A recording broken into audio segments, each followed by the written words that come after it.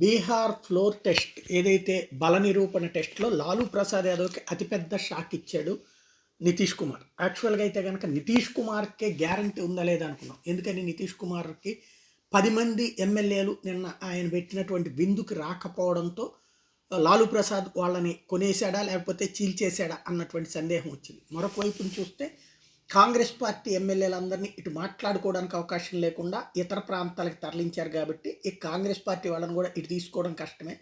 ఇక నితీష్ కుమార్కి మధ్యలో దిగిపోతాడా, రేపు పార్లమెంట్ ఎన్నికలతో పాటు బీహార్ అసెంబ్లీ ఎన్నికలు కూడా జరుగుతాయి, లేకపోతే లాలూ ప్రసాద్ నేతృత్వంలోని అంటే వాళ్ళ తేజస్వి యాదవ్ నేతృత్వంలోని బీహార్ ప్రభుత్వాన్ని ముందుకు తీసుకొస్తారా, ఎందుకంటే ఇటు చేలితే కనుక అటు పక్కన అవుతుంది కదా అని అనుకున్నాం. అయితే ఇప్పుడు సీన్ కట్ చేస్తే కొత్త కాన్సెప్ట్ అయింది.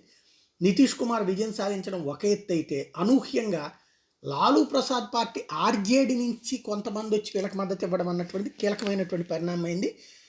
మొత్తం వచ్చేటప్పటికి ఆ తర్వాత వెంటనే అసెంబ్లీ స్పీకర్ అవధ్ బిహారీ చౌదరిని 125 ఓట్లతో తొలగించేశారు.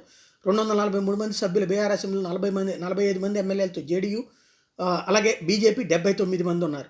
ఈ వీళ్ళకి అదనంగా 6 ఓట్లు రావడం అన్నటువంటిది కీలకమైనటువంటి పరిణామం. ఆ తర్వాత స్పీకర్ని తొలగించడం అన్నటువంటిది మరొక కీలకమైనటువంటి విషయం. RLD MLA Chetan Anand and నీలం దేవి అలాగే ఎన్డీఏ అలయన్స్కి ఫ్లోర్ టెస్ట్లో మద్దతు ఇచ్చారు. ఇది ఒక కీలకమైనటువంటి పరిణామం అని చెప్పాలా.